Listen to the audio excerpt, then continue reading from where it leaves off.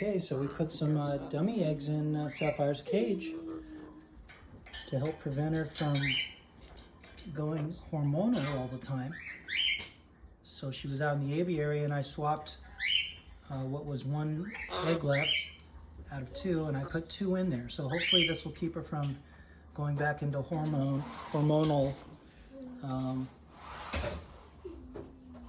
having hormonal issues again, where she just keeps on laying eggs.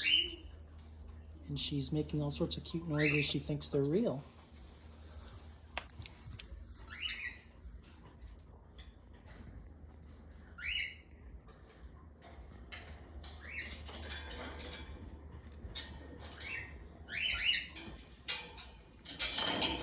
Okay, gonna be defensive, guarding your nest.